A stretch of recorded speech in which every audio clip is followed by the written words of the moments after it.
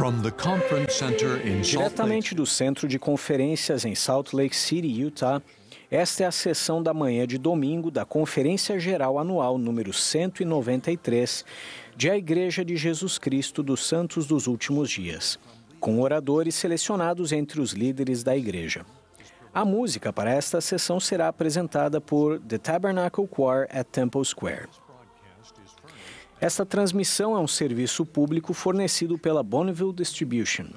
É proibida qualquer reprodução, gravação, transcrição ou outro uso deste programa sem autorização por escrito. O presidente Dallin H. Oaks, primeiro conselheiro na primeira presidência da igreja, dirigirá esta sessão.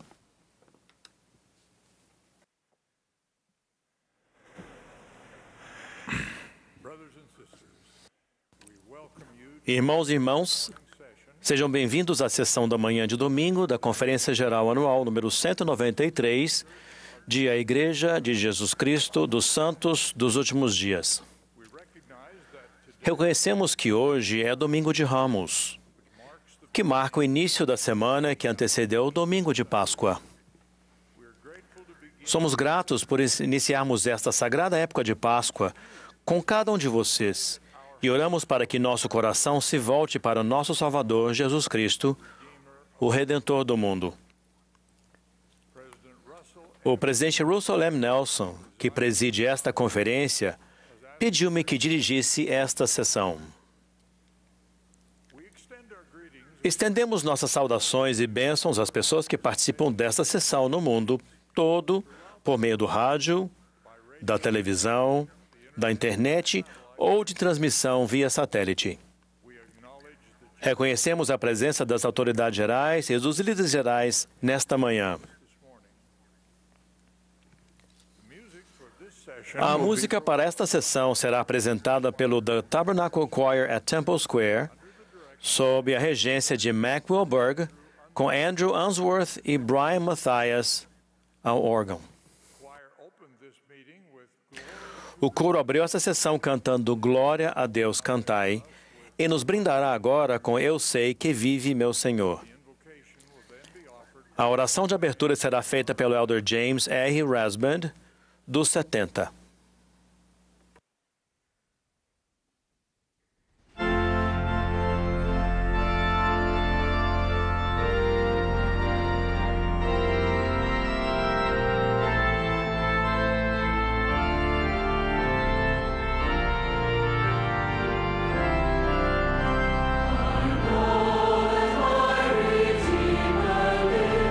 Triumphant Savior, Son of God,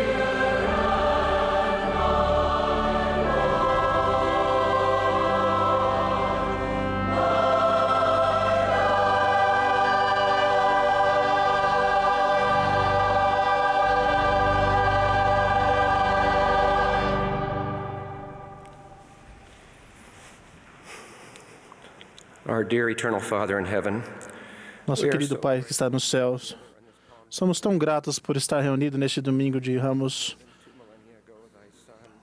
para nos lembrar que há 2 milênios, teu Filho em Jerusalém, neste dia, naquela Semana Santa, de que ele sofreu e morreu por cada um de nós e pagou o preço de nossos pecados e foi até o Gólgota. Somos tão gratos pela ressurreição que nos abençoa a todos. Nesta reunião, nós pedimos tua bênção para que possa fortalecer aqueles que falarão, ao adorarmos a ti, os tradutores e aqueles que farão a música. Pedimos tua bênção para que possamos aprender hoje, por meio de teu Espírito, que possamos agir e melhor amar-te e servir-te. Esta é a nossa oração. No nome de Jesus Cristo. Amém.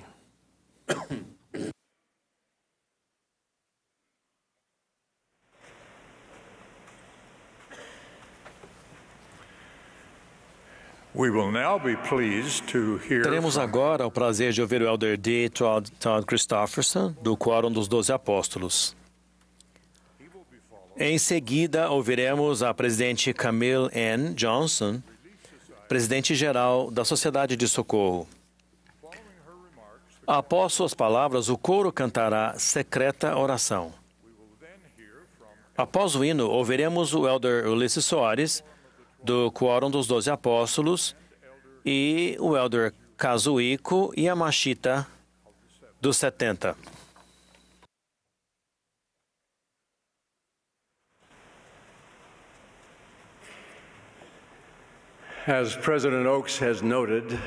Conforme o presidente Oaks disse, hoje é Domingo de Ramos, que marca o início da Semana Santa com a entrada triunfal do Senhor em Jerusalém, seguido de seu sofrimento no Getsemane, sua morte na cruz apenas alguns dias depois e sua gloriosa ressurreição no domingo de Páscoa. Que nunca nos esqueçamos do que Cristo suportou para nos redimir. E que novamente nesta Páscoa não deixemos de sentir uma imensa alegria ao contemplarmos sua vitória sobre a sepultura e o dom da ressurreição universal. Na noite anterior aos julgamentos e à crucificação que se seguiriam, Jesus se reuniu com seus apóstolos para um jantar de Páscoa. Ao final desta última ceia, em uma sagrada oração intercessória, Jesus se dirigiu a seu Pai nestas palavras: Pai Santo, guarde em teu nome aqueles que me deste, para que sejam um, assim como nós. Então, ternamente, o Salvador expandiu sua petição para incluir todos os seus seguidores. E não rogo somente por estes, mas também por aqueles que, pela sua palavra, hão de crer em mim, para que todos sejam um, como tu, ó Pai, és em mim e eu em ti, que também eles sejam um em nós. Tornar-se um é um tema recorrente no Evangelho de Jesus Cristo e no relacionamento de Deus com seus filhos. A respeito da cidade de Sião, na época de Enoque, disse que eles eram unos de coração e vontade, dos primeiros santos da igreja primitiva de Jesus Cristo. O Novo Testamento registra: e era um o coração e a alma da multidão dos que criam. Em nossa dispensação, o Salvador admoestou: digo-vos, sede um, e se não sois um, não sois meus. Uma das razões que o Senhor deu para explicar por que os primeiros santos do Missori falharam em estabelecer um lugar de Sião foi que eles não estavam unidos segundo a união exigida pela lei do reino celestial. Quando Deus prevalece em todo o coração e mente, as pessoas são descritas como um, os filhos de Cristo. Quando o Salvador ressurreto apareceu aos antigos povos do livro de Mórmon, ele mencionou com desaprovação as antigas disputas que havia entre eles sobre o batismo e outros assuntos. Ele ordenou: não haverá disputas entre vós, como até agora tem havido, nem haverá disputas entre vós sobre os pontos de minha doutrina, como até agora tem havido. Pois em verdade vos digo que aquele que tem o espírito de discórdia não é meu, mas é do diabo, que é o pai de toda discórdia. Em nosso mundo extremamente contencioso, como a união pode ser alcançada, especialmente na igreja, onde devemos ter um só Senhor, uma só fé, um só batismo? Paulo nos dá a resposta. Porque todos quanto fostes batizados em Cristo, já vos revestisse de Cristo. Nisso não há judeu nem grego, não há servo nem livre, não há homem nem mulher, porque todos vós sois um em Cristo Jesus. Somos muito diferentes e, às vezes, muito discordantes para conseguirmos nos unir sobre qualquer outro alicerce ou sobre qualquer outro nome. Somente em Jesus Cristo podemos, de fato, tornar-nos um.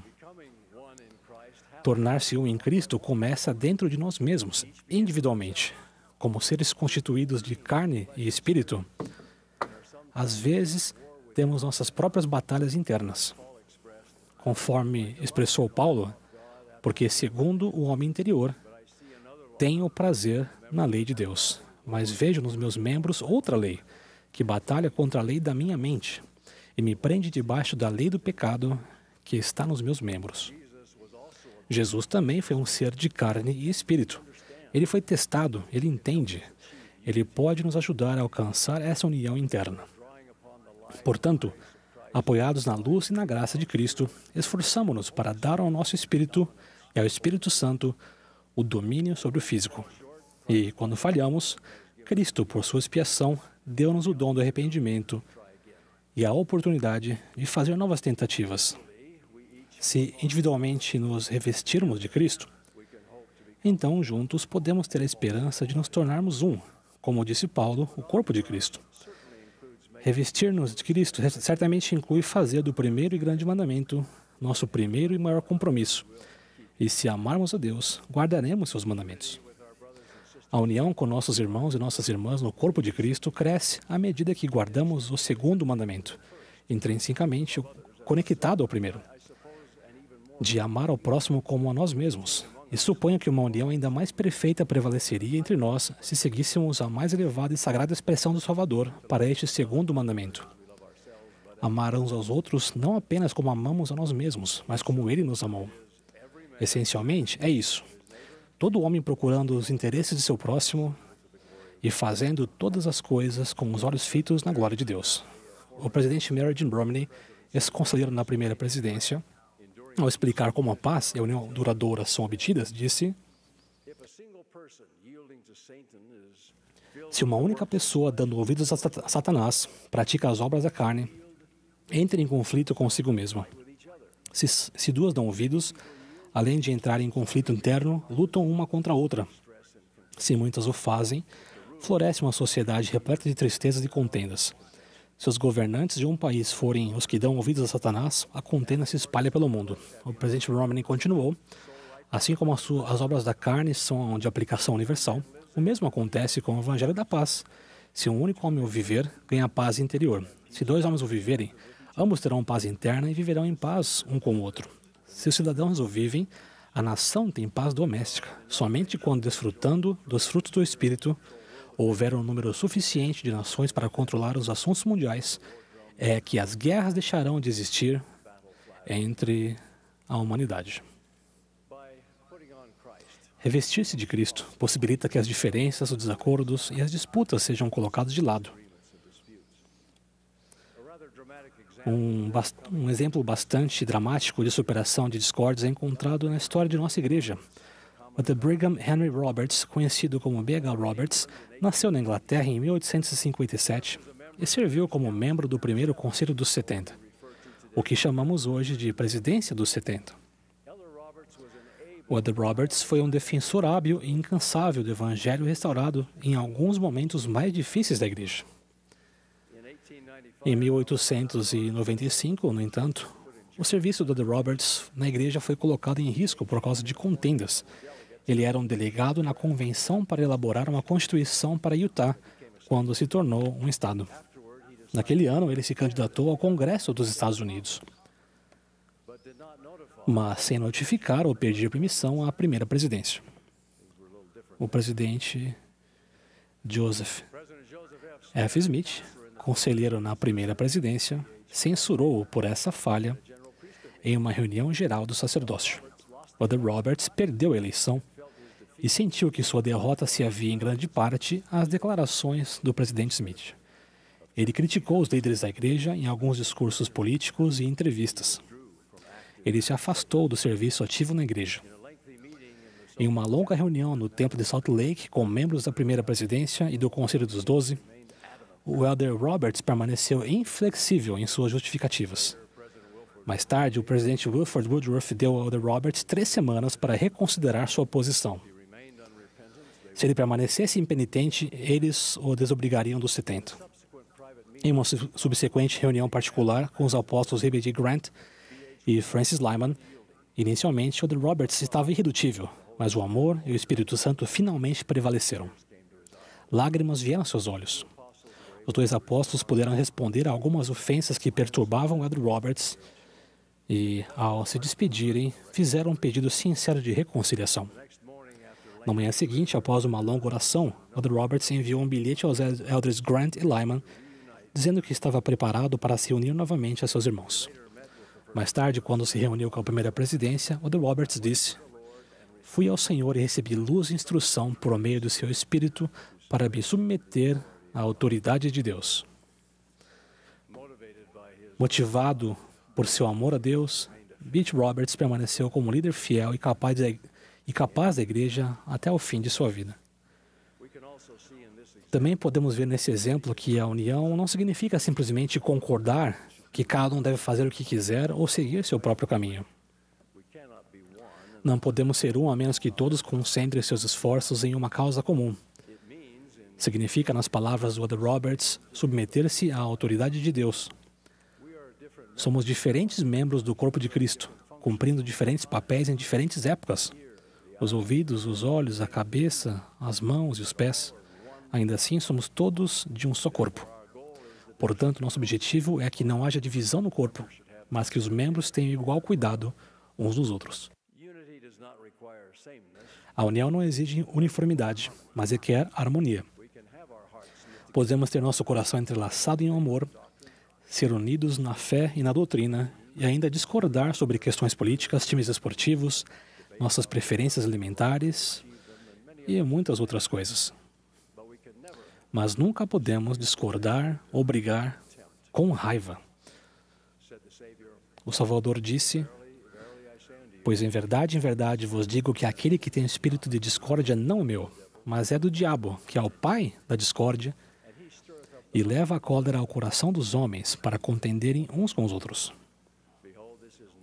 Eis que esta não é minha doutrina, levar a cólera ao coração dos homens, um contra os outros.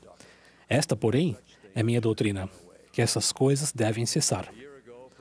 Há um ano, o presidente Russell M. Nelson nos fez um apelo nestas palavras. Ele disse: "Nenhum de nós pode controlar nações ou as ações de outras pessoas, nem mesmo de membros de nossa própria família, mas podemos controlar a nós mesmos. Meu convite hoje, irmãos e irmãs, é que encerrem os conflitos que inflamam seu coração, seu lar e sua vida. E enterrem toda e qualquer inclinação de ferir outras pessoas, seja seu temperamento uma língua afiada ou um ressentimento contra alguém que os tenha ferido. O Salvador ordenou que oferecêssemos a outra face, que amássemos nossos inimigos e orássemos por aqueles que nos maltratam." Digo novamente que é somente por meio de nossa lealdade individual e nosso amor a Jesus Cristo que podemos ter esperança de sermos um dentro de nós mesmos, um no lar, um na igreja, finalmente um em Sião e, acima de tudo, um com o Pai, o Filho e o Espírito Santo. Volto aos eventos da Semana Santa e ao supremo triunfo de nosso Redentor.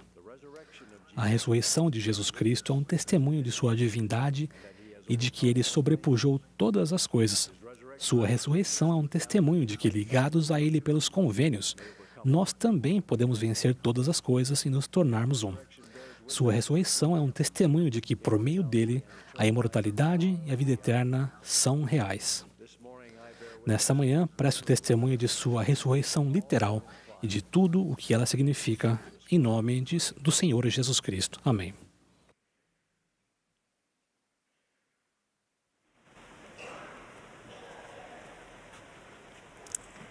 Com fé em Jesus Cristo e esperança no que haviam ouvido sobre seus milagres, os cuidadores de um homem com paralisia o levaram até Jesus. A maneira como fizeram isso foi inovadora. Retirando o telhado e baixando o homem em sua cama até o local onde Jesus estava ensinando. Quando Jesus viu a fé deles, falou ao homem com paralisia: "Os teus pecados te são perdoados", e depois disse: "Levanta-te, toma o teu leito e vai para a tua casa." Imediatamente o homem com paralisia se levantou, tomou o seu leito e foi para casa, glorificando a Deus.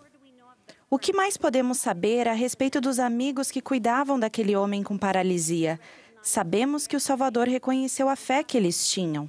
E tendo visto e ouvido o Salvador, e sendo testemunhas de seus milagres, eles ficaram maravilhados e glorificaram a Deus. Jesus Cristo proporcionou a cura tão esperada, um alívio físico da dor e das consequências incapacitantes da doença crônica. De modo significativo, o Salvador também proporcionou alívio espiritual ao purificar o homem do pecado. E os amigos, em seus esforços para cuidar de alguém necessitado, encontraram a fonte de alívio, que era Jesus Cristo. Eles encontraram Jesus Cristo.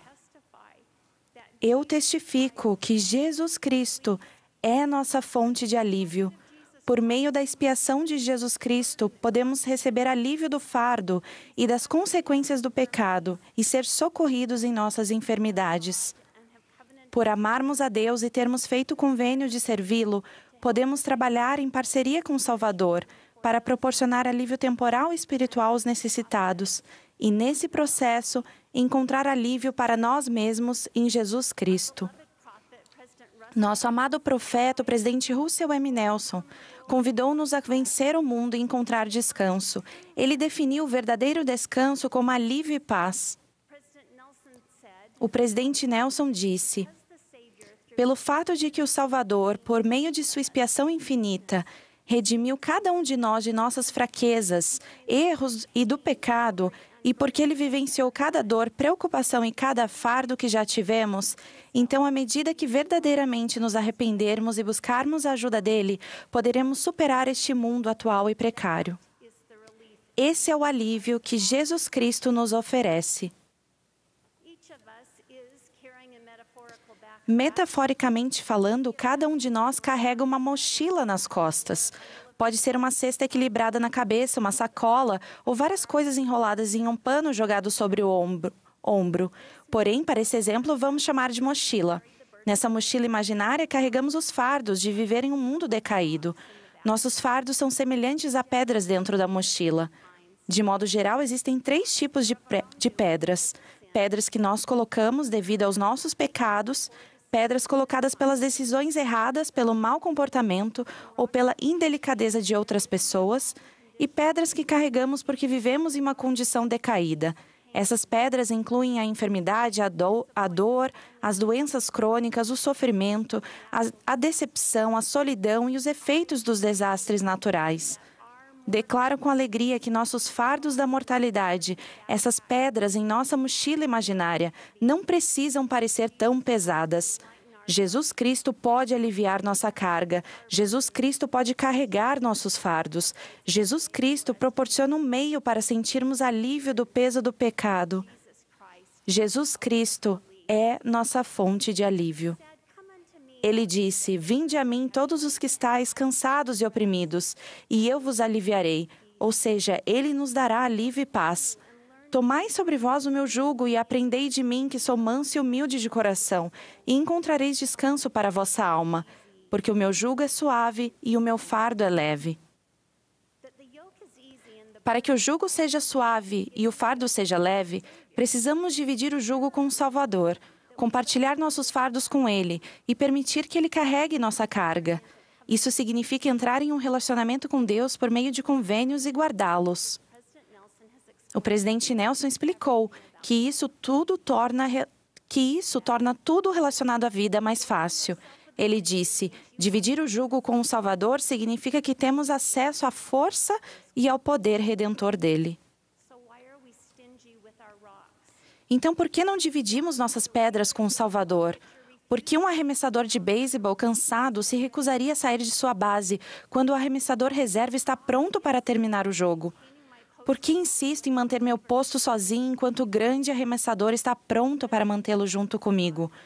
O presidente Nelson ensinou: Jesus Cristo está de braços abertos, esperando e desejando nos curar, perdoar, limpar, fortalecer, purificar e santificar. Então, por que insistimos em carregar nossas pedras sozinhos? Cada um de nós deve ponderar individualmente sobre essa pergunta. Para mim, é por causa do velho pecado do orgulho. Eu falo: eu consigo resolver. Não se preocupe, dou conta disso. O grande enganador deseja que eu me esconda de Deus, que me afaste dele e resolva tudo sozinha. Irmãos e irmãs, não consigo carregar meus fardos sozinha. Não preciso e não vou fazer isso. Quando escolho me associar ao meu Salvador Jesus Cristo, por meio dos convênios que fiz com Deus, posso todas as coisas em Cristo que me fortalece. As pessoas que guardam convênios são abençoadas com o alívio do Salvador.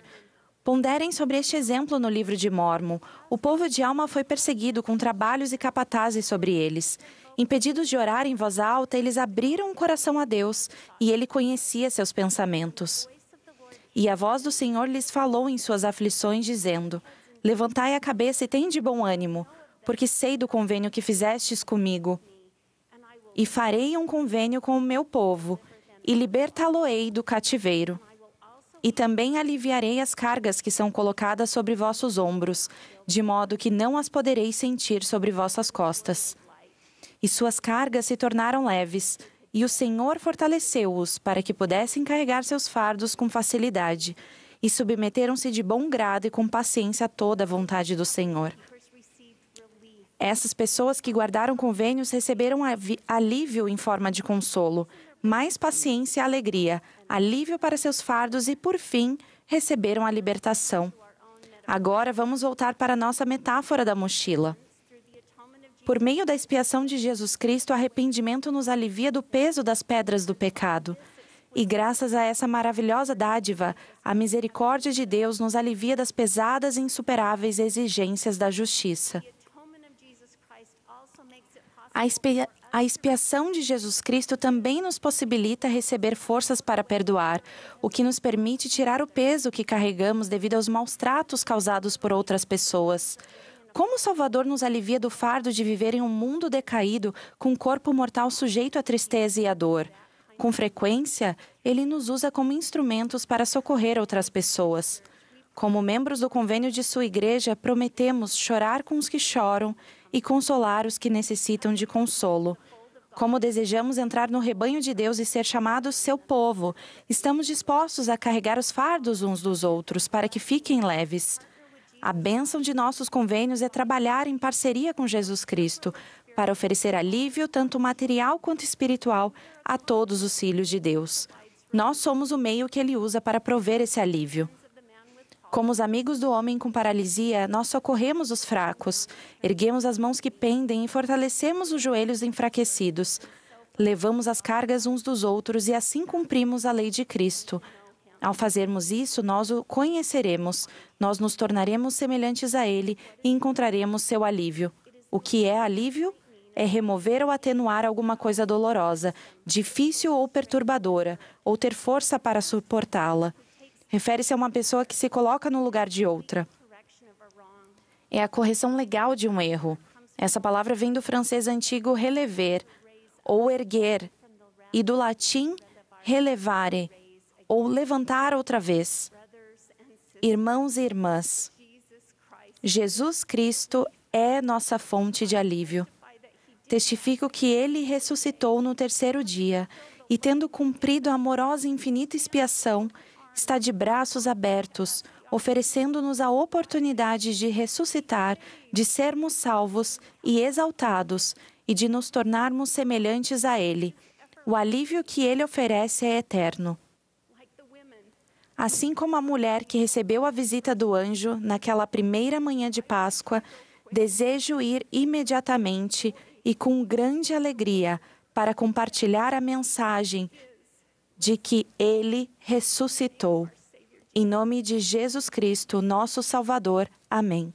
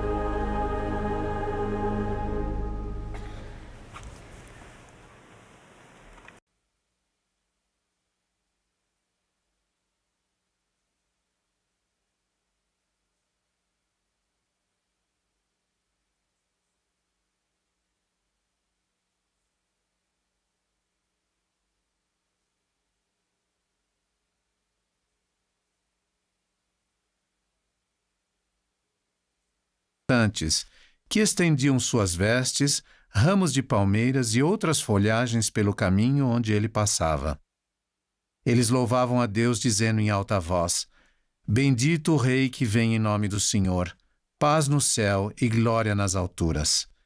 E novamente, Hosana ao filho de Davi, bendito o que vem em nome do Senhor, Hosana nas alturas. Esse grandioso evento, o qual celebramos neste dia conhecido como Domingo de Ramos, foi um prelúdio jubiloso dos acontecimentos dolorosos que se seguiriam naquela fatídica semana, culminando no sacrifício abnegado do Salvador e o magnífico milagre do túmulo vazio. Como seus seguidores, somos seu povo adquirido, chamado para anunciar suas virtudes, promotores da paz tão generosamente oferecida por meio dele e de seu sacrifício expiatório. Essa paz é uma dádiva prometida a todos os que voltam seu coração ao Salvador e vivem em retidão, e nos dá forças para apreciarmos a vida mortal e suportar as tribulações dolorosas de nossa jornada. Em 1847, o Senhor deu instruções específicas aos santos pioneiros que necessitavam de paz, para que se mantivessem calmos e unidos ao enfrentarem as dificuldades inesperadas em sua jornada rumo ao oeste. Entre outras coisas, o Senhor instruiu aos santos que cessassem de contender uns com os outros, cessassem de falar mal uns dos outros. As Escrituras declaram que aqueles que praticam obras de retidão e se esforçam por andar na mansidão do Espírito do Senhor têm a promessa de que receberão a paz que necessitam para sobreviver nos dias de comoção em que vivemos hoje. Como discípulos do Príncipe da Paz, somos instruídos a viver com os corações entrelaçados em unidade e amor uns para com os outros. Nosso amado profeta, o presidente Russell M. Nelson, recentemente declarou: "Contendas violam tudo o que o Salvador defendeu e ensinou." O profeta também implorou que fizéssemos tudo o que pudéssemos para encerrar os conflitos pessoais que no momento estejam acontecendo em nosso coração e em nossa vida. Vamos considerar esses princípios tendo em vista o puro amor que Cristo tem por nós e que nós, como seus seguidores, buscamos ter uns pelos outros. As Escrituras definem esse tipo de amor como caridade. Quando pensamos em caridade, nossa mente geralmente se volta a atos de doações generosos a fim de aliviar o sofrimento daqueles que passam por dificuldades físicas, materiais ou emocionais.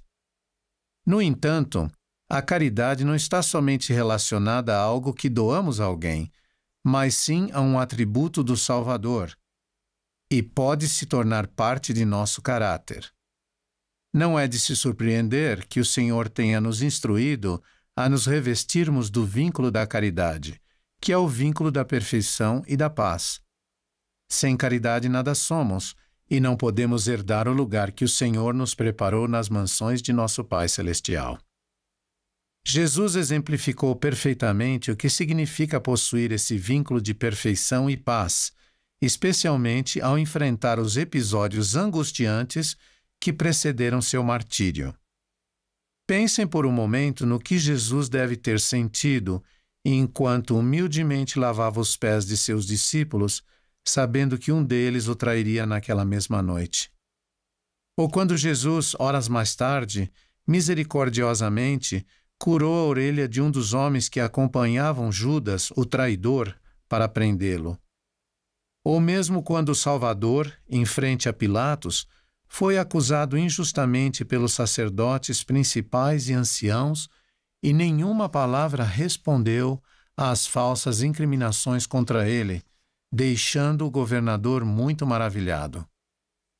Nesses 3 trágicos episódios, o Salvador, apesar de estar sob excessiva tristeza e estresse, ensinou-nos por meio de seu exemplo que a caridade é sofredora, é benigna, não é invejosa, não trata com leviandade, não se ensoberbece, não trata com indecência, não busca os seus interesses, não se irrita e não suspeita mal. Outro aspecto importante a se ressaltar e que tem implicação direta em nosso discipulado e na forma como promovemos a paz do Salvador é a maneira como tratamos uns aos outros. Durante seu ministério terreno, os ensinamentos do Salvador se concentraram não somente, mas em especial, nas virtudes do amor, da caridade, da paciência, da humildade e da compaixão, atributos fundamentais aos que realmente desejam se achegar mais a Ele e promover sua paz. Tais atributos são dons de Deus, e ao nos esforçarmos para desenvolvê-los, passaremos a enxergar as diferenças e fraquezas de nosso próximo com mais empatia, sensibilidade, respeito e tolerância. Um dos sinais mais evidentes de que estamos nos achegando mais ao Salvador e nos tornando mais semelhantes a Ele é a maneira amorosa, paciente e bondosa com que tratamos nosso semelhante, sejam quais forem as circunstâncias. Vemos com frequência pessoas que se envolvem em comentários negativos e até pejorativos a respeito das aparentes características, fraquezas e opiniões de outros, sobretudo quando tais características e opiniões são diferentes ou contrárias em relação a como elas agem ou pensam.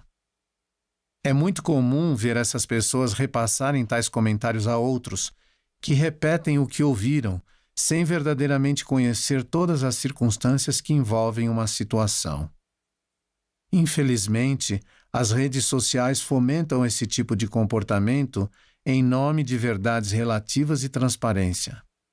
Sem dúvida, tal conduta geralmente leva as pessoas a ataques pessoais e disputas acirradas, criando desapontamentos, ferindo corações e espalhando inimizade. Nefe profetizou que nos últimos dias o inimigo se enfureceria e incitaria as pessoas a se irarem contra o que é bom. As Escrituras ensinam que tudo que impele as pessoas a fazer o bem continuamente e a amar a Deus e a servi-lo é inspirado por Deus. Por outro lado, o que é mal vem do diabo, porque o diabo é inimigo de Deus e luta constantemente contra ele e convida e incita a pecar e a fazer continuamente o mal. Levando em consideração esse ensinamento profético, não é de se surpreender que uma das táticas do adversário seja instigar inimizade e rancor no coração dos filhos de Deus. Ele se alegra quando vê as pessoas criticando, ridicularizando e difamando umas às outras. Esse comportamento pode arruinar o caráter, a reputação e a autoestima de uma pessoa, especialmente quando julgada injustamente. É importante salientar que, quando damos lugar a esse tipo de atitude em nossa vida, abrimos espaço em nosso coração para o inimigo plantar a semente da discórdia entre nós, correndo o risco de cairmos em sua voraz armadilha. Se não formos cuidadosos com nossos pensamentos, palavras e ações, poderemos acabar sendo envolvidos por essa ardilosa artimanha do inimigo, destruindo nossos relacionamentos com as pessoas ao nosso redor, assim como nossos entes queridos. Irmãos e irmãs, como povo adquirido do Senhor e promotores de sua paz, não podemos nos dar ao luxo de permitirmos que estas artimanhas do maligno tenham lugar em nosso coração. Não podemos carregar dentro de nós uma carga tão corrosiva que destrói sentimentos, relacionamentos e até mesmo vidas. O Evangelho representa as boas novas de grande alegria. É claro que nenhum de nós é perfeito e, com certeza, há ocasiões em que somos seduzidos por esse tipo de comportamento. Em seu perfeito amor e onisciente conhecimento de nossas tendências humanas, o Salvador procura sempre nos alertar de tais perigos. Ele ensinou: porque com o juízo com que julgardes sereis julgados, e com a medida com que tiverdes medido, hão de medir a vós.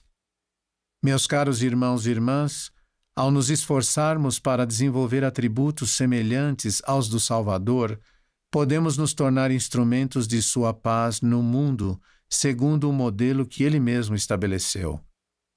Convido-os a pensar sobre como podemos nos tornar pessoas que edificam e apoiam, pessoas que possuem um coração compreensivo e clemente, pessoas que procuram o que há de melhor nos outros, lembrando sempre que, se houver qualquer coisa virtuosa, amável, de boa fama ou louvável, nós a procuraremos. Prometo a vocês que, ao buscarmos desenvolver tais atributos, nós nos tornaremos cada vez mais afáveis e sensíveis às necessidades de nosso próximo, e experimentaremos alegria, paz e crescimento espiritual. Indubitavelmente, o Senhor reconhecerá nossos esforços e nos concederá os dons que necessitamos para que sejamos mais tolerantes e pacientes com as diferenças, fraquezas e imperfeições uns dos outros. Adicionalmente, teremos mais capacidade de resistir ao impulso de nos sentirmos ofendidos e de ofendermos aqueles que nos magoam. Assim como Salvador, nosso desejo de perdoar aqueles que nos maltratam ou falam inverdades a nosso respeito, com certeza aumentará e se tornará parte de nosso caráter. Que possamos hoje, neste domingo de Ramos, estender nossas vestes do amor e os ramos da caridade, seguindo os passos do Príncipe da Paz, ao nos prepararmos para celebrar no próximo domingo o milagre do túmulo vazio. Que possamos, como irmãos e irmãs em Cristo, jubilosamente proclamar: Hosana ao Filho de Davi, bendito o Rei que vem em nome do Senhor, Hosana nas alturas. Testifico que Jesus Cristo vive e que seu perfeito amor, expresso por meio de seu sacrifício expiatório, está estendido a todos os que desejam caminhar com Ele e desfrutar de sua paz neste mundo e no mundo vindouro. Digo essas coisas no nome sagrado do Salvador e Redentor Jesus Cristo. Amém. As we prepare to celebrate this coming Sunday, the miracle of the empty tomb, as brothers and sisters in Christ, let us joyfully proclaim, Hosanna to the Son of David, blessed is he that cometh in the name of the Lord. Hosanna in the highest.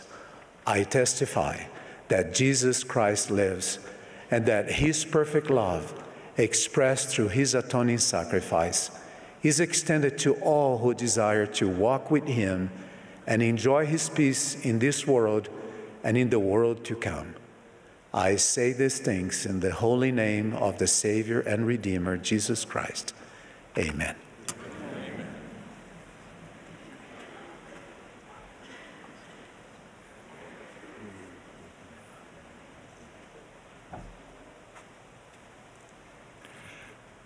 Yesterday, my dear friend, Elder Randall K. Bennett, Ontem, meu querido amigo, Elder Randall K. Bennett, falou sobre as bênçãos patriarcais.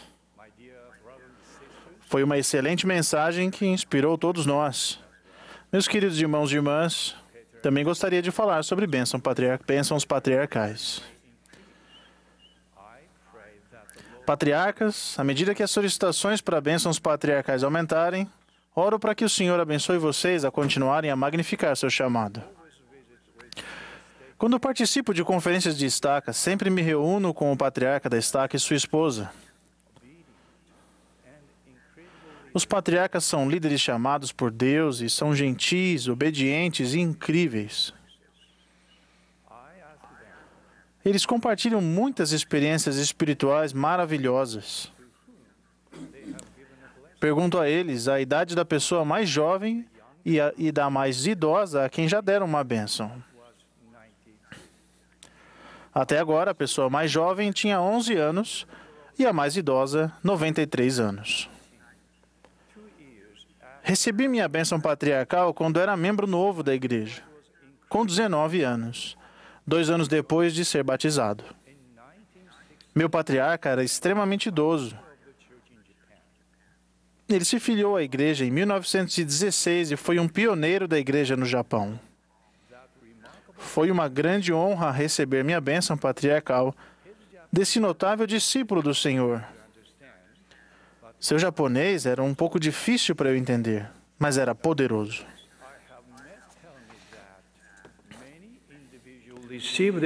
Os patriarcas que conheci me disseram que muitas pessoas recebem a bênção patriarcal pouco antes de servir missão. Meus queridos rapazes, moças, pais e bispos, a bênção patriarcal não é somente uma preparação para servir missão. Membros batizados e dignos podem receber sua bênção patriarcal quando for a ocasião correta para eles. Queridos membros adultos, alguns de vocês ainda não receberam sua bênção patriarcal. Lembrem-se, não há idade máxima.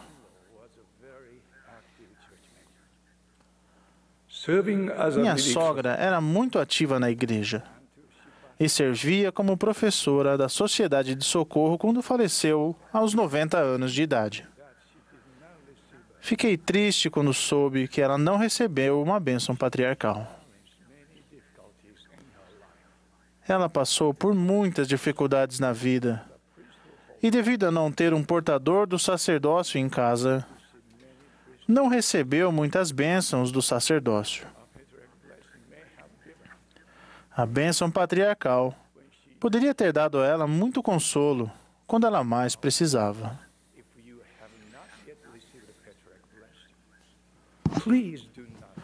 Adultos, se vocês ainda não possuem uma bênção patriarcal, não se preocupem.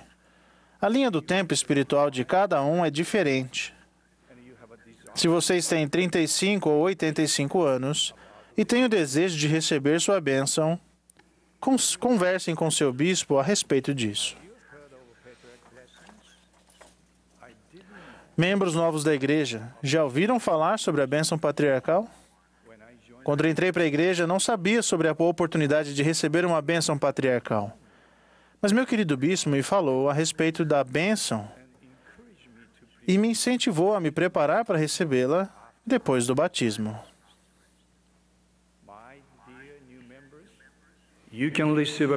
Meus caros membros novos, vocês podem receber uma bênção patriarcal também. O Senhor vai ajudar vocês a se preparar para essa ocasião sagrada. Vamos considerar 2 propósitos de uma bênção patriarcal.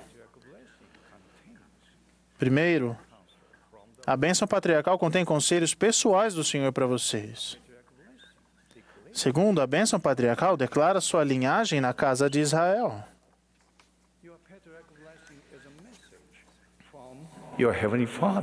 Sua bênção patriarcal é uma mensagem de seu Pai Celestial. E provavelmente vai ter promessas e conselhos inspirados para guiar vocês em sua vida. A bênção patriarcal não vai mapear sua vida ou responder a todas as suas perguntas. Se ela não mencionar um evento importante de sua vida, não pensem que não terão tal oportunidade. Do mesmo modo, não há garantia de que tudo que estiver em sua bênção vai acontecer nesta vida. A bênção patriarcal é eterna. E se vocês viverem dignamente, as promessas que não forem cumpridas nesta vida serão cumpridas na próxima. Ao receberem uma declaração de linhagem, vocês vão saber que pertencem à casa de Israel e à semente de Abraão. Para compreender o significado disso, se concentrem nas promessas que o Senhor fez à casa de Israel por meio de Abraão.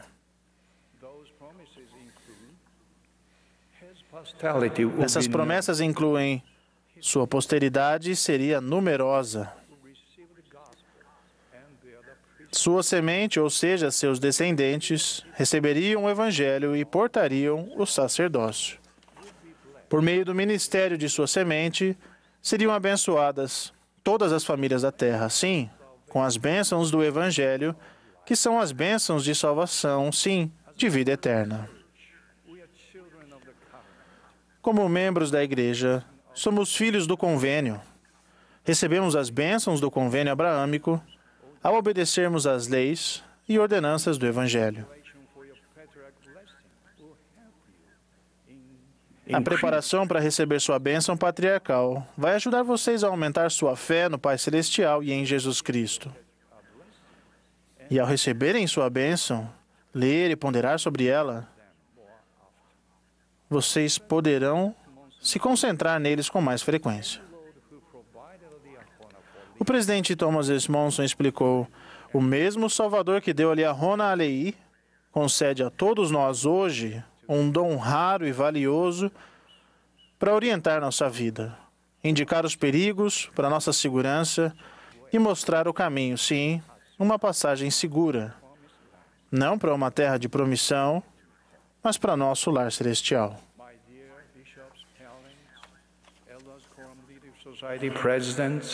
Meus caros bispos, pais, presidentes do Quórum de Eldres e da Sociedade de Socorro, líderes de missão da ala, ministradores e ministradoras, incentivem os rapazes, as moças, os membros adultos e os membros novos, que ainda não receberam sua bênção patriarcal, a buscarem a orientação do Senhor e os ajudem a se preparar para fazê-lo.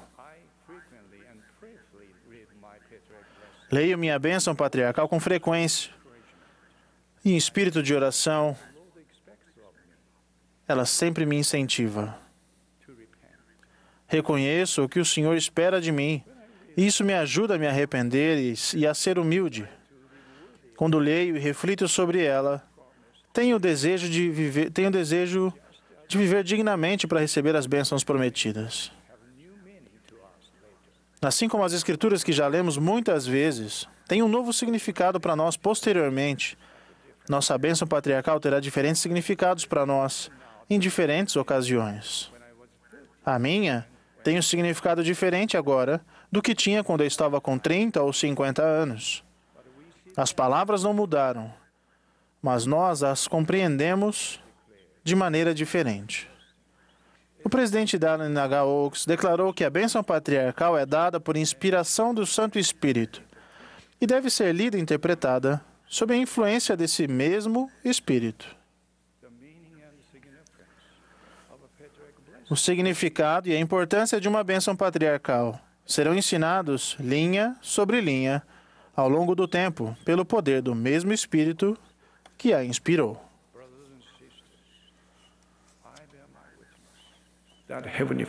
Irmãos e irmãs, presto testemunho de que o Pai Celestial e seu amado Filho e primogênito, o Senhor Jesus Cristo, vivem. Eles nos amam. A bênção patriarcal é uma dádiva sagrada dada por eles. Quando receberem sua bênção, vocês saberão e sentirão como eles amam vocês e como eles se concentram em vocês individualmente. O livro de Mórmon é outro testamento de Jesus Cristo. Sou grato por ser guiado por um profeta vivo, o presidente Russell M. Nelson. Sou tão grato por nosso Salvador Jesus Cristo. Neste domingo de Páscoa, vou me concentrar nele e em sua ressurreição, adorá-lo e agradecer por seu sacrifício. Sei que ele sofreu tão profundamente porque nos ama profundamente. Sei que ele ressuscitou por causa de seu amor por nós. Ele é real. Disso testifico, em nome de Jesus Cristo. Amém.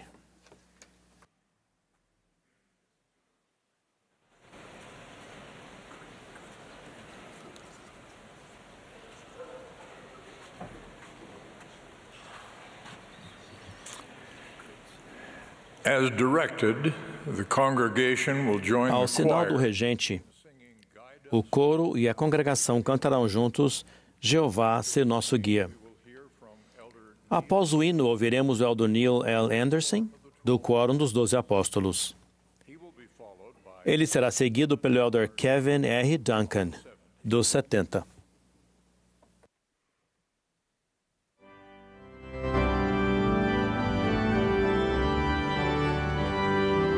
This is the Sunday morning session. Esta é a sessão da manhã de domingo da Conferência Geral Anual, número 193, de A Igreja de Jesus Cristo dos Santos dos Últimos Dias.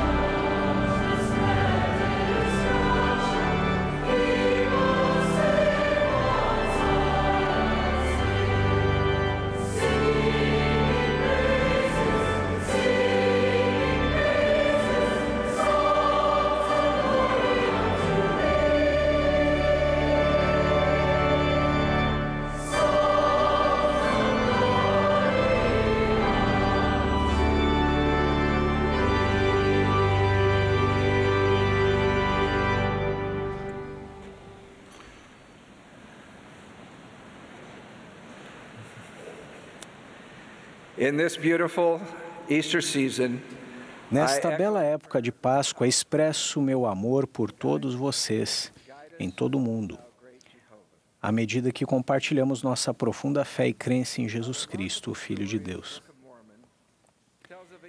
Uma história impressionante no livro de Mórmon conta a respeito de um rapaz chamado Alma, que era de uma família proeminente e foi descrito nas Escrituras como sendo iníquo e idólatra. Ele era eloquente e persuasivo e lisonjeava as pessoas para convencê-las a segui-lo. Surpreendentemente, um anjo apareceu a Alma e a seus amigos. Alma caiu por terra e ficou tão fraco que foi carregado, sem se mover, até a casa de seu pai. Ele permaneceu como se estivesse em um estado de coma por 3 dias. Posteriormente, ele explicou que, enquanto parecia inconsciente para as pessoas ao seu redor, sua mente estava muito ativa à medida que sua alma sofria, pensando na vida que levava ao negligenciar os mandamentos de Deus. Ele descreveu sua mente como estando perturbada pela lembrança de seus tantos pecados e torturada com eterno tormento. Em seu profundo desespero, ele se lembrou que haviam lhe ensinado em sua juventude sobre a vinda de um Jesus Cristo, um Filho de Deus, para expiar os pecados do mundo.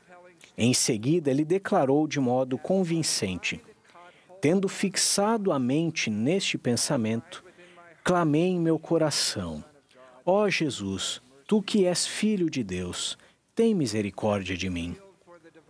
Ao suplicar pelo poder divino do Salvador, algo miraculoso aconteceu.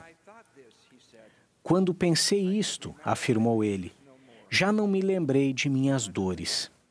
De repente, ele sentiu paz e luz. Nada foi tão belo e doce como foi minha alegria, ele declarou. A alma se fixou na veracidade de Jesus Cristo. Se estivéssemos usando a palavra fixou em um sentido físico, poderíamos trocá-la por segurar. Por exemplo, enquanto ele caía, ele se segurou à grade, significando que ele estendeu os braços rapidamente e se agarrou de maneira firme a algo solidamente sedimentado em um alicerce seguro. No caso de Alma, foi sua mente que se expandiu e se alicerçou nessa verdade poderosa do sacrifício expiatório de Jesus Cristo. Agindo com fé de acordo com essa verdade e pelo poder e pela graça de Deus, ele foi resgatado do desespero e ficou repleto de esperança. Embora nossas experiências talvez não sejam tão dramáticas como a de Alma, são de modo semelhante eternamente significativas. Nossa mente também se fixou no pensamento sobre Jesus Cristo e sobre seu misericordioso sacrifício, e nossa alma já sentiu a luz e a alegria que vem como consequência. Oro para que nesta Páscoa moldemos, fortaleçamos e alicercemos esse pensamento preeminente sobre Jesus Cristo em nossa alma, permitindo-lhe fluir a nossa mente com constância e ânimo, de maneira a nos orientar sobre o que pensar e fazer e a nos trazer continuamente a doce alegria do amor do Salvador. Preencher nossa mente com o poder de Jesus Cristo não significa que Ele é o único pensamento que temos. Porém, significa que todos os nossos pensamentos estão circunscritos em seu amor, em sua vida, em seus ensinamentos, em seu sacrifício expiatório e em sua gloriosa ressurreição. Jesus nunca é deixado de lado, porque nossos pensamentos sobre ele estão sempre presentes, e tudo o que há em nós o adora. Oramos e ponderamos em nossa mente sobre experiências que nos aproximaram dele. Aceitamos em nossa mente imagens divinas, escrituras sagradas e hinos inspirados para amenizar os inúmeros pensamentos diários que temos em nossa vida atarefada. Nosso amor por Ele não nos impede de sentirmos tristeza e sofrimento nesta vida mortal, mas nos permite enfrentar os desafios com uma força muito além de nossa própria força. Só por em Ti, Jesus, pensar, sinto-me encher de amor. Oh, quanto anseio contemplar Teu rosto, bom Senhor. Lembrem-se, vocês são filhos espirituais do Pai Celestial. Conforme explicou o apóstolo Paulo, somos a geração de Deus. Vocês viviam com sua própria identidade individual muito antes de virem à Terra. Nosso Pai criou um plano perfeito para virmos à Terra, aprendermos e voltarmos à sua presença. Ele mandou seu Filho amado para que, por meio do poder de sua expiação e ressurreição infinitas, vivamos após a morte. E ao estarmos dispostos a exercer fé nele e a nos arrependermos de nossos pecados, somos perdoados e recebemos a esperança de vida eterna.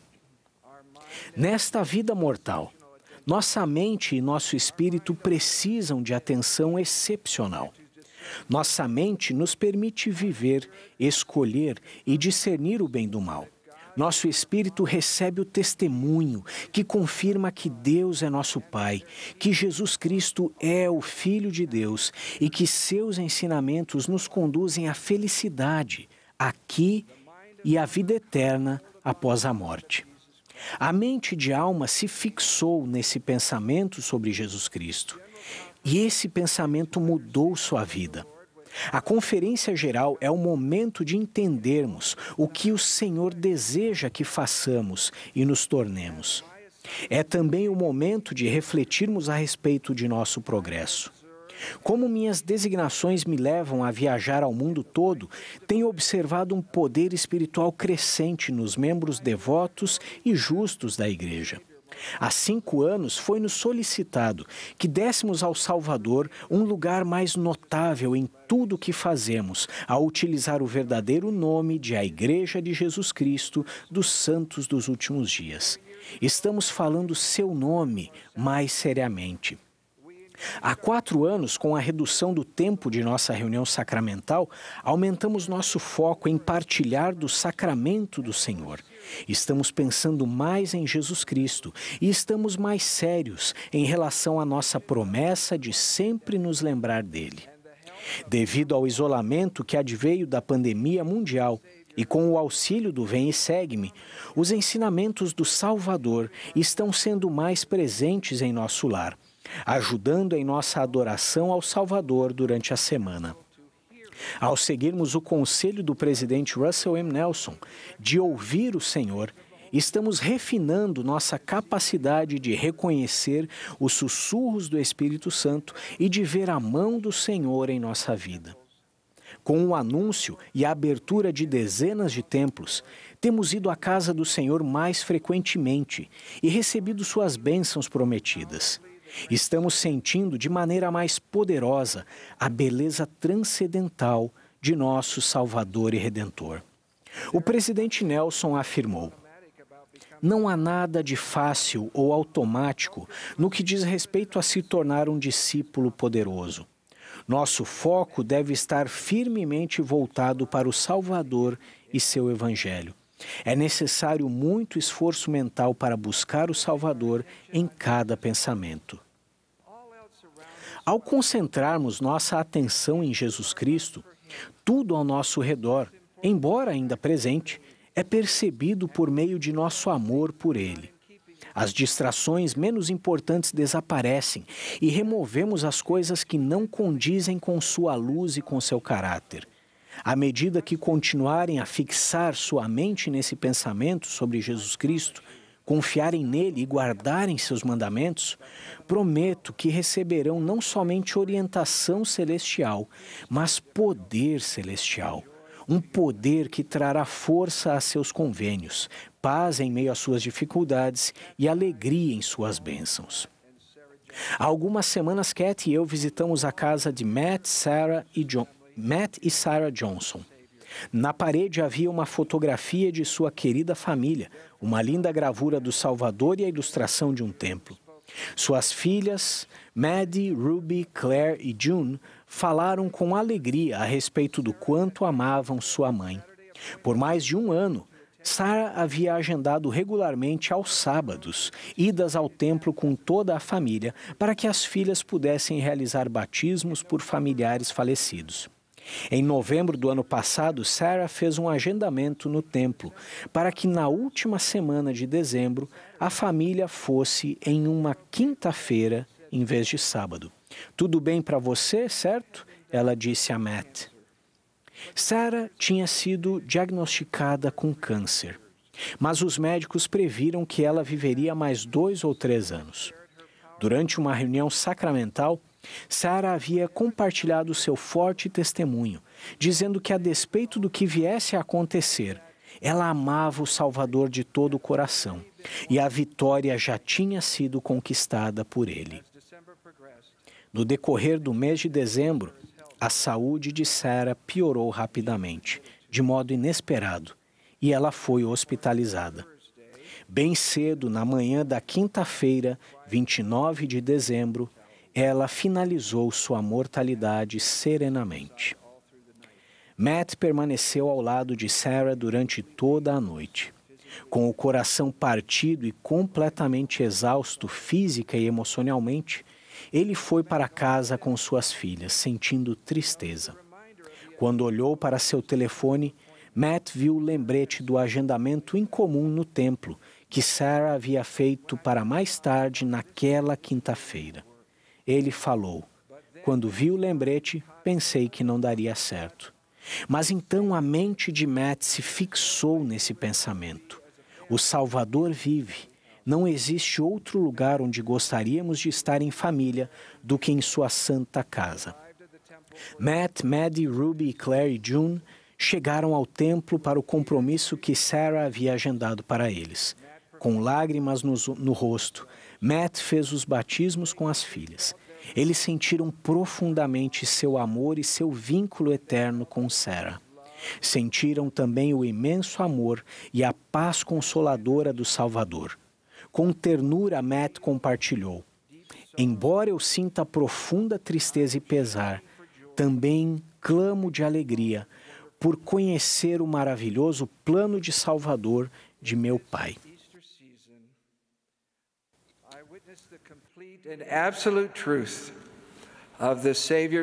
Nesta Páscoa, presto o testemunho da verdade absoluta e plena do incomparável sacrifício expiatório do Salvador e de sua gloriosa ressurreição. À medida que sua mente continuar fixada com firmeza e para sempre no pensamento sobre Jesus Cristo, e ao centralizar em sua vida mais plenamente no Salvador, prometo que sentirão sua esperança, sua paz e seu amor. Em nome de Jesus Cristo, amém.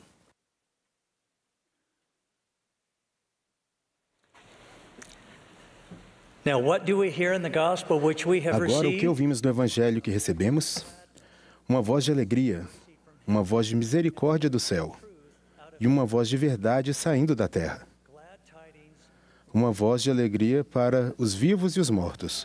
Boas novas de alegria. Irmãos e irmãs, é quase impossível ouvir essas palavras do profeta Joseph Smith e não abrir um grande sorriso.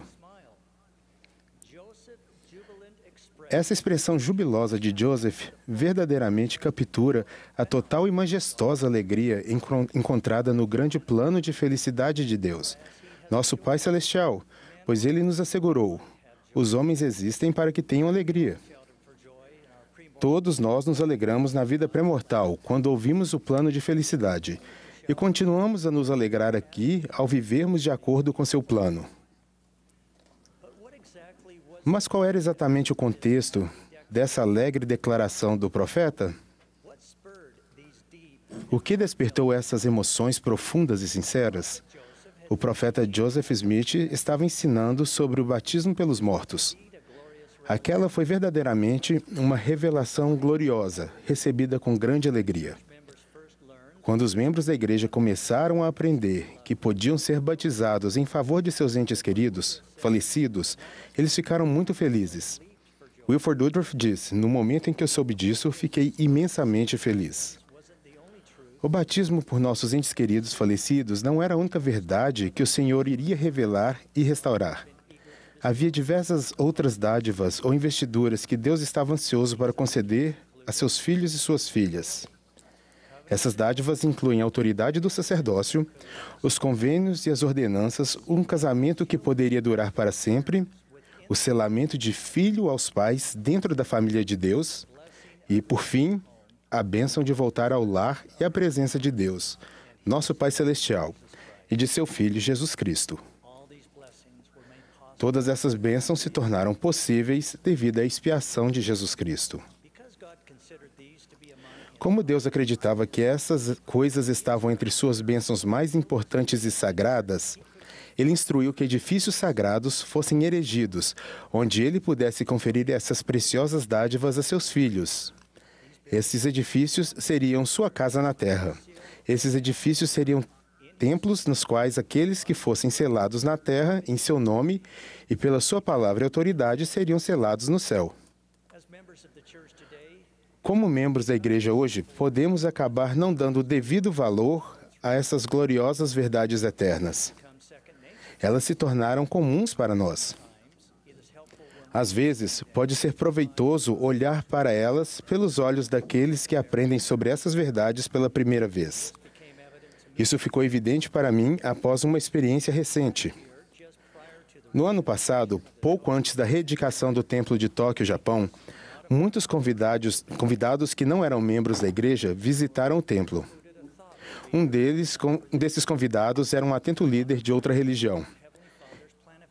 Ensinamos a ele sobre o plano de felicidade do Pai Celestial, o papel redentor de Jesus Cristo no plano e a doutrina de que as famílias podem ser unidas para a eternidade por meio da ordenança do selamento. Ao final da visita, pedi a nosso amigo que expressasse seus sentimentos. Com relação à união das famílias, tanto no passado quanto no presente e no futuro, aquele bom homem perguntou com toda sinceridade: os membros de sua religião realmente compreendem quão profunda é essa doutrina? Ele acrescentou: esse pode muito bem ser um dos únicos ensinamentos que conseguiria unir esse mundo tão dividido. Que excelente observação! Aquele homem não se sentiu tocado apenas pela fina arte do templo, mas pela maravilhosa e profunda doutrina de que as famílias são unidas e seladas ao Pai Celestial e a Jesus Cristo para sempre. Não devíamos ficar surpresos, então, quando alguém que não é membro da igreja reconhece a majestade do que acontece no templo. Aquilo que poderia ser comum e rotineiro para nós, às vezes é visto em seu esplendor e majestade por aqueles que o ouvem ou sentem pela primeira vez. Embora os templos já existissem no passado, com a restauração do Evangelho de Jesus Cristo, a construção de templos tem sido uma das mais altas prioridades de todos os profetas, desde o profeta Joseph Smith. E é fácil de entender o motivo. Quando o profeta Joseph foi ensinado sobre o batismo pelos mortos, ele revelou outra grande verdade. Ele ensinou: eu vos asseguro que estes princípios referentes aos mortos e aos vivos não podem ser negligenciados no que tange a nossa salvação, porque a sua salvação é necessária e essencial à nossa salvação. Eles, sem nós, não podem ser aperfeiçoados. Nem podemos nós, sem nossos mortos, ser aperfeiçoados. Como podemos ver, a necessidade de termos templos e de realizar o trabalho tanto pelos vivos quanto pelos mortos se torna muito clara. O adversário está alerta. Seu poder é ameaçado pelas ordenanças e pelos convênios realizados no templo. E ele faz tudo o que pode para tentar parar esse trabalho. Por quê? Porque ele conhece o poder que recebemos por meio desse trabalho. Todas as vezes que um novo templo é dedicado, o poder salvador de Jesus Cristo se expande por todo o mundo para combater os esforços do adversário e para nos redimir à medida que nos achegamos a Ele. À medida que o número de templos e de pessoas que cumprem convênios aumenta, o adversário fica mais fraco. No início da igreja, algumas pessoas se preocupavam quando o novo templo era anunciado, pois diziam: jamais começamos a construir um templo sem que os sinos do inferno começassem a soar. Mas Brigham Young corajosamente replicava: quero ouvi-lo soar novamente. Nessa vida mortal, não vamos escapar da guerra, mas podemos ter poder sobre o inimigo. Esse poder e força vem de Jesus Cristo, ao fazermos e cumprirmos nossos convênios no templo. O presidente Russell M. Nelson ensinou: está chegando o momento em que aqueles que não obedecem ao Senhor serão separados daqueles que o fazem. Nossa maior segurança é permanecermos dignos de entrar em sua santa casa. Veja algumas outras bênçãos que Deus nos prometeu por intermédio de seu profeta. Você precisa de milagres? Nosso profeta disse: prometo-lhes que o Senhor vai lhes proporcionar os milagres que Ele sabe que vocês precisam, se fizerem sacrifícios para servir e adorar em seus templos. Vocês precisam do poder de cura e do poder fortalecedor do Salvador Jesus Cristo? O presidente Nelson nos assegura: tudo o que é ensinado no templo amplia nossa compreensão a respeito de Jesus Cristo.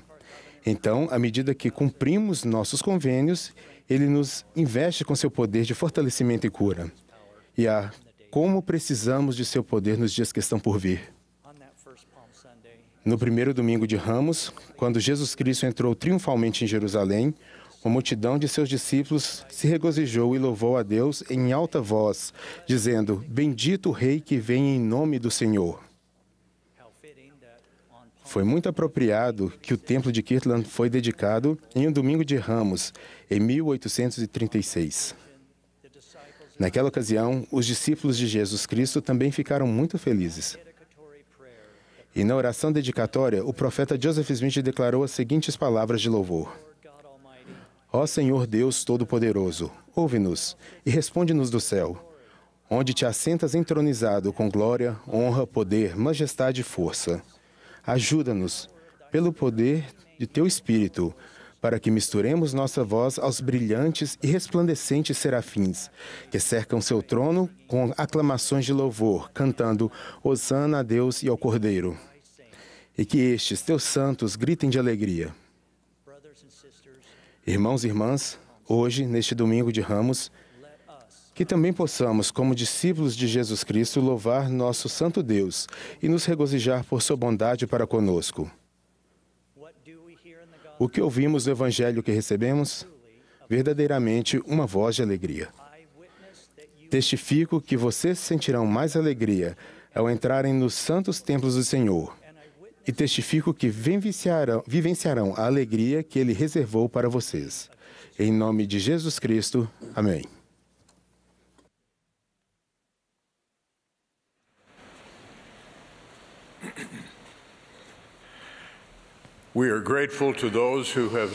Agradecemos a todos que falaram a nós e ao Tabernacle Choir at Temple Square pela bela música apresentada.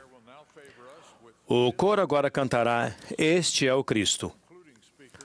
O último orador desta sessão será nosso amado profeta, o presidente Russell M. Nelson. Após suas palavras, o coro encerrará esta reunião cantando Creio em Cristo. A oração de encerramento será oferecida pelo elder Thierry K. Mutombo, dos 70.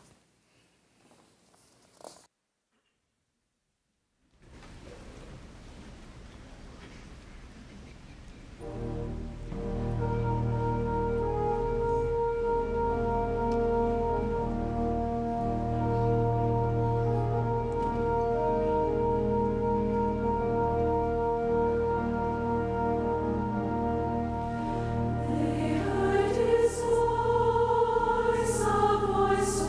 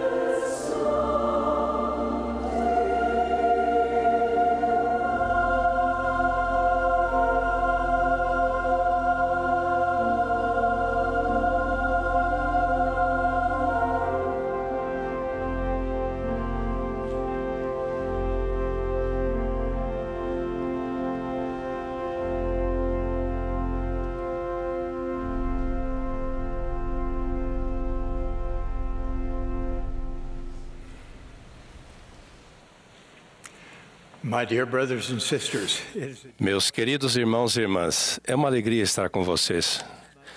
Nos últimos 6 meses, vocês têm permanecido em minha mente e em minhas orações. Oro para que o Espírito Santo transmita o que o Senhor deseja que ouçam enquanto falo a vocês. Durante minha residência como cirurgião há muitos anos, auxiliei um cirurgião enquanto ele amputava uma perna gangrenada que estava muito infeccionada. A cirurgia foi difícil. E para aumentar ainda mais a tensão, alguém da equipe realizou mal uma tarefa. E o cirurgião explodiu de raiva. No meio de seu ataque de fúria, ele atirou o bisturi cheio de germes, que acabou acertando meu antebraço. Todos na sala de cirurgia, exceto o cirurgião descontrolado, ficaram horrorizados com aquela perigosa violação da prática cirúrgica. Felizmente, não fui infectado. Mas essa experiência me marcou de modo permanente. Naquele exato momento, prometi a mim mesmo que, independentemente do que acontecesse em minha sala de cirurgia, eu jamais perderia o controle de minhas emoções. Também prometi a mim mesmo naquele dia que jamais lançaria qualquer coisa em um momento de raiva, fossem bisturis ou palavras.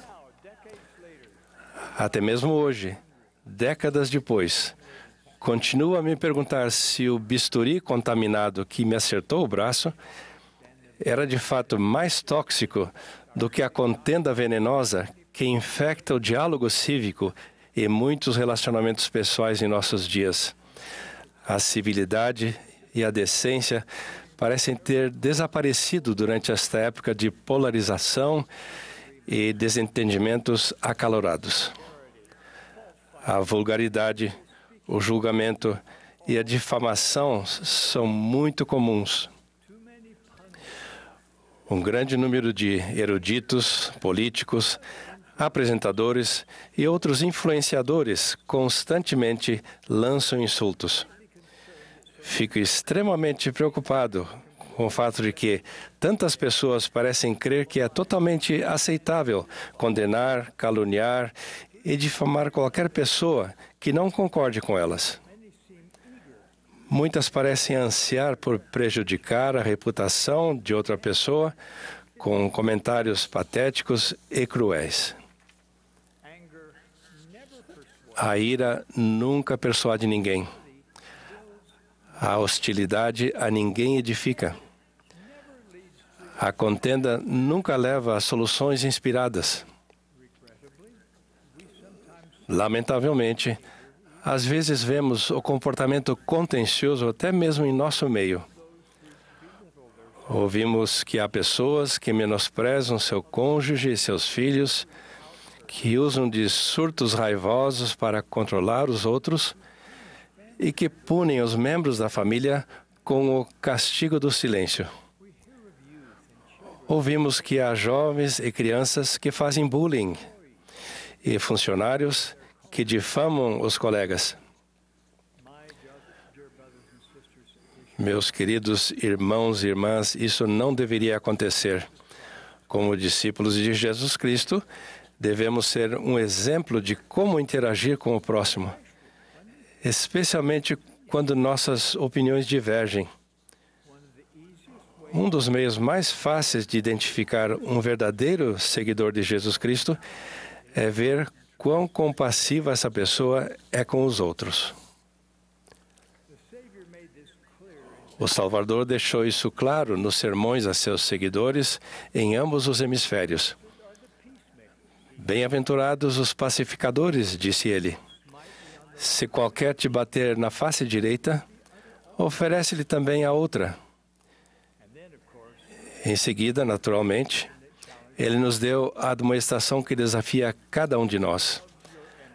Amai vossos inimigos, bendizei os que vos maldizem, fazei bem aos que vos odeiam e orai pelos que vos maltratam e vos perseguem.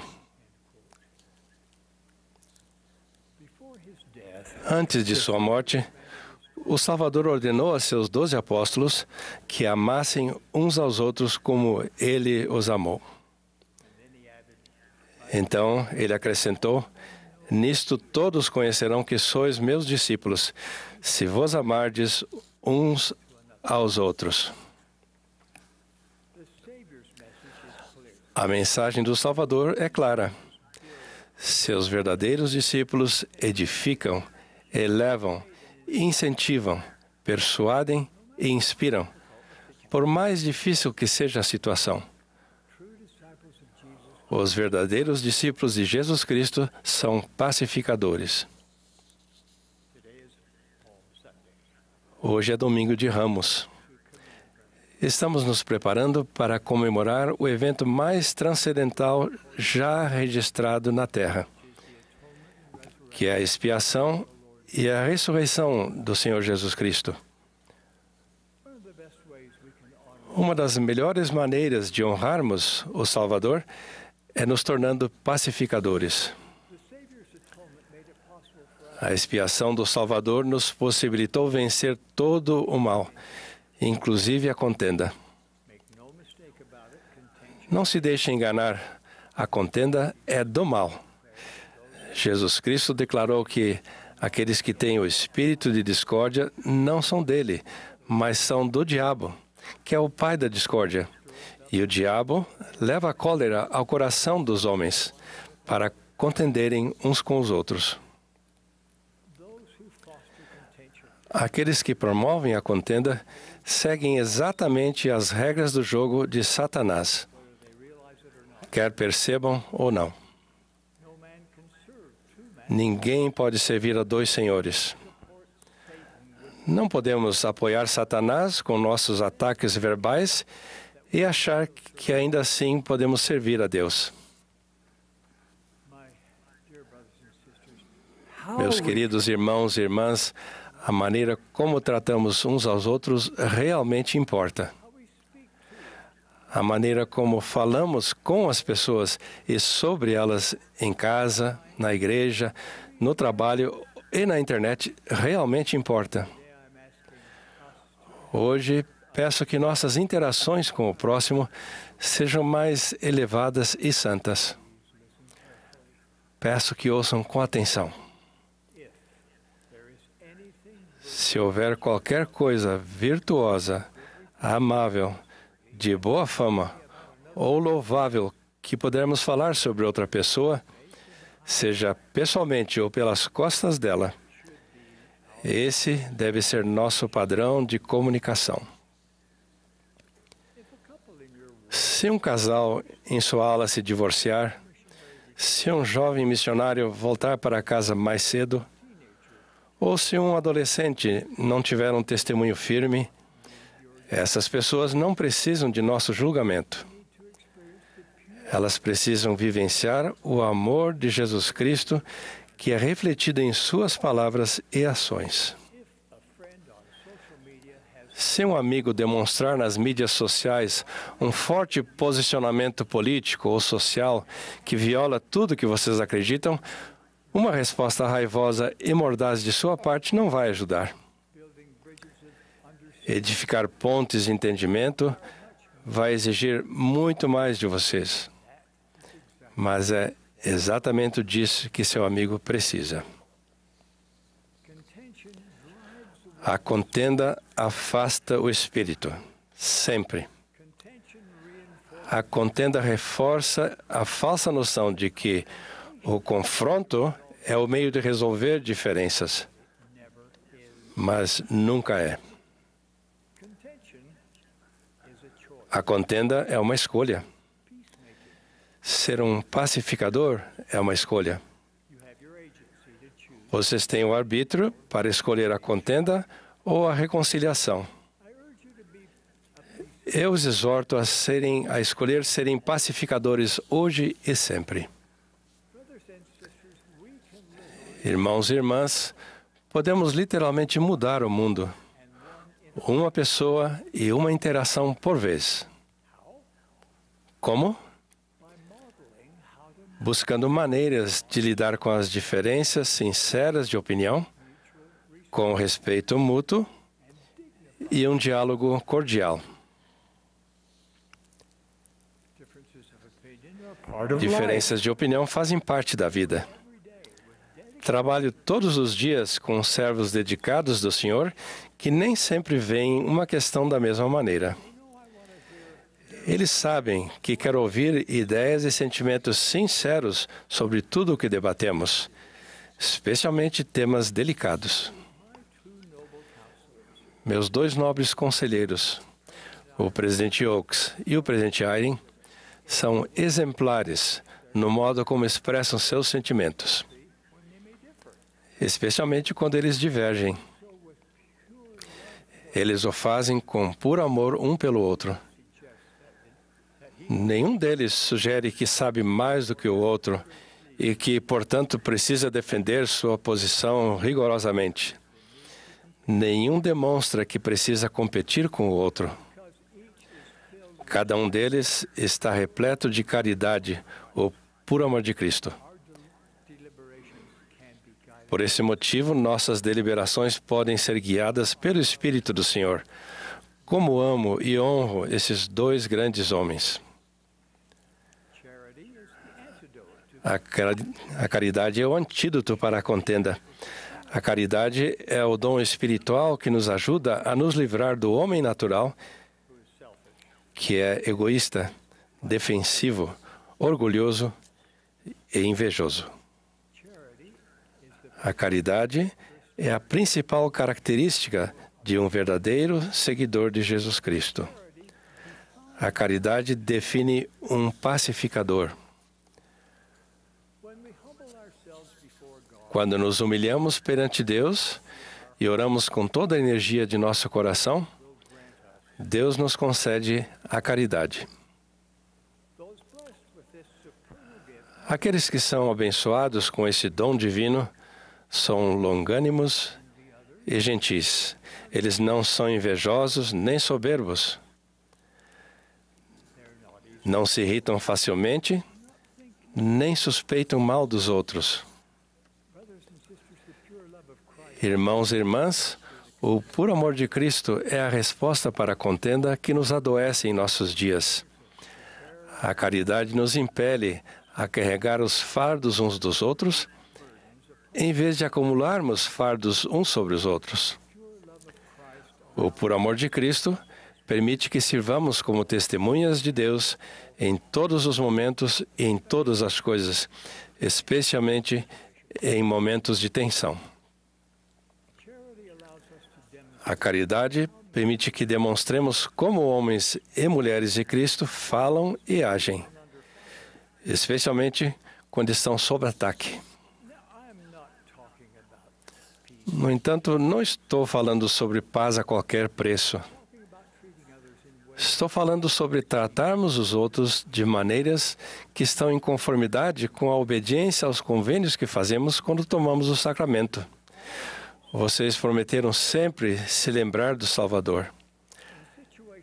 Em situações extremamente tensas e cheias de contenda, eu os convido a se lembrarem de Jesus Cristo.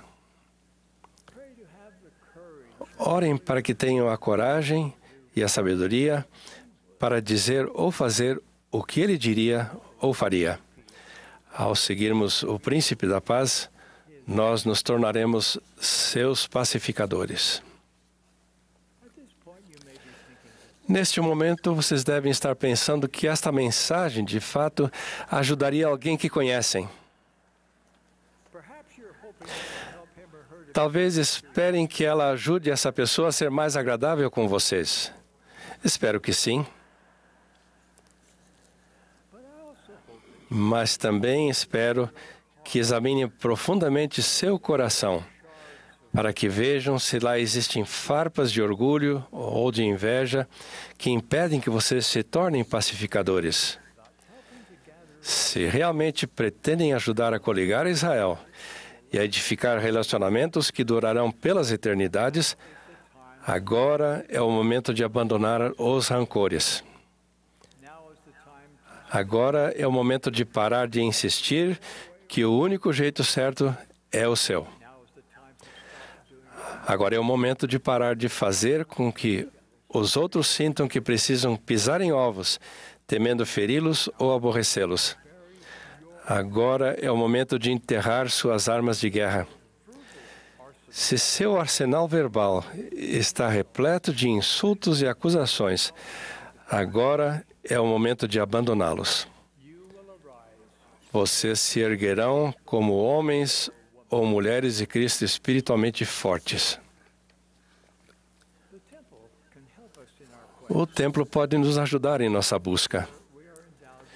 Nele somos investidos com o poder de Deus, que nos capacita a vencer Satanás, que é o instigador de toda a contenda. Expulsem-no de todos os seus relacionamentos. Observem que também repreendemos o adversário sempre que curamos um mal-entendido ou decidimos não nos ofender. Em vez disso, podemos mostrar a terna misericórdia que é a característica dos verdadeiros discípulos de Jesus Cristo. Os pacificadores impedem o sucesso do adversário. Como povo, que nos tornemos uma verdadeira luz sobre o monte, uma luz que não se pode esconder. Que mostremos que há um meio respeitoso de resolver questões complexas e um meio inspirado de solucionar desentendimentos. Ao demonstrarem a caridade que os verdadeiros seguidores de Jesus Cristo manifestam, o Senhor magnificará seus esforços muito além do que vocês imaginam. A rede do Evangelho é a maior rede que existe no mundo. Deus convidou todos a se achegarem a Ele. Negro ou branco, escravo e livre, homem e mulher. Há lugar para todos. Contudo, não há lugar para preconceito, acusação ou contenda de nenhum tipo. Queridos irmãos e irmãs, o melhor ainda está por vir para aqueles que passam a vida edificando o próximo. Hoje eu os convido a examinar seu discipulado conforme o modo como tratam as outras pessoas. Eu os abençoo para que façam os ajustes necessários a fim de que seu comportamento seja enobrecedor, respeitoso e que represente um verdadeiro seguidor de Jesus Cristo. Eu os abençoo para que substituam a agressividade pela súplica, a animosidade pela compreensão e a contenda pela paz. Deus vive. Jesus é o Cristo. Ele é o cabeça desta igreja. Somos seus servos. Ele vai nos ajudar a nos tornarmos seus pacificadores. Presto testemunho dessas coisas no sagrado nome de Jesus Cristo. Amém.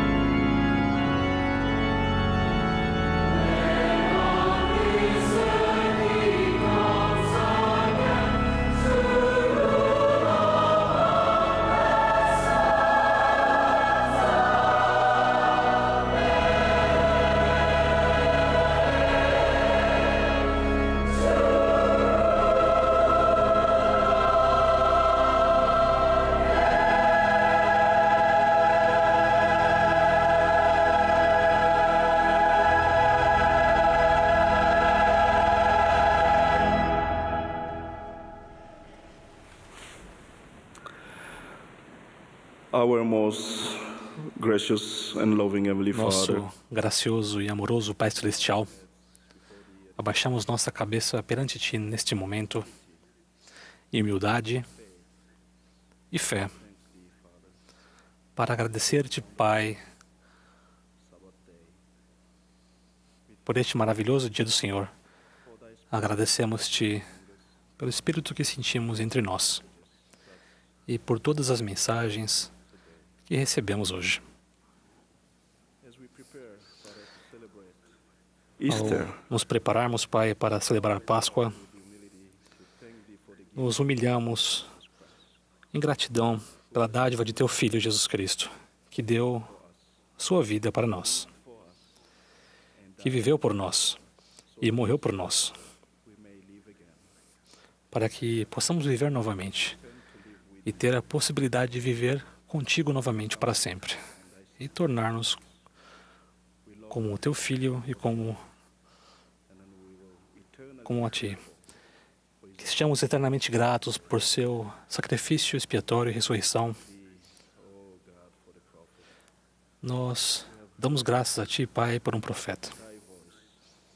Ouvimos a Tua voz por nosso profeta vivo, o presidente Nelson. Nós o amamos e oramos por ele.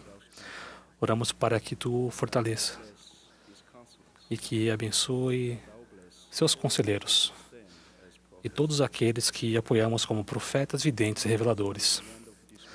Agora, ao término desta maravilhosa sessão, fomos inspirados por Tuas palavras, pela música, os testemunhos.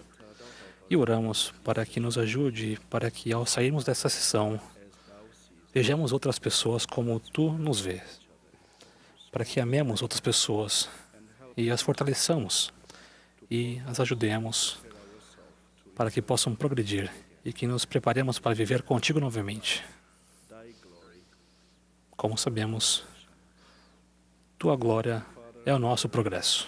Agradecemos-te, Pai, pela oportunidade que temos agora de nos preparar, de continuarmos adiante no caminho do convênio. Oramos para que Tu nos ajude a seguir a Jesus Cristo com todo o nosso coração, poder, mente e força.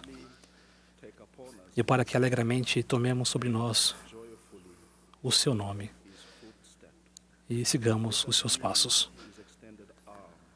Que sejamos Seus braços para que saiamos e amemos outras pessoas, os fortaleçamos e evitemos qualquer tipo de contenda, conforme Teu porta-voz claramente nos ensinou hoje. Nós te amamos, expressamos essa humilde oração em nome de Jesus Cristo. Amém.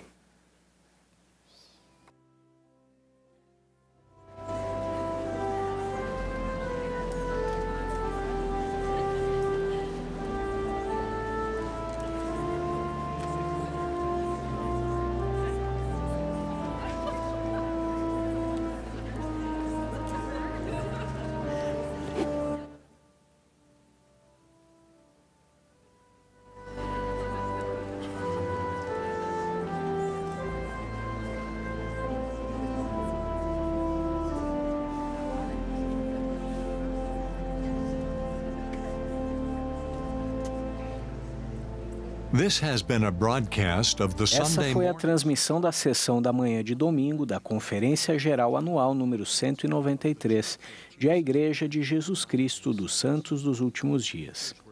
Os oradores foram selecionados entre os líderes da igreja. A música para esta sessão foi apresentada por The Tabernacle Choir at Temple Square.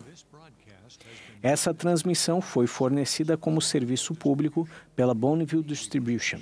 É proibida qualquer reprodução, gravação, transcrição ou outro uso deste programa sem autorização por escrito.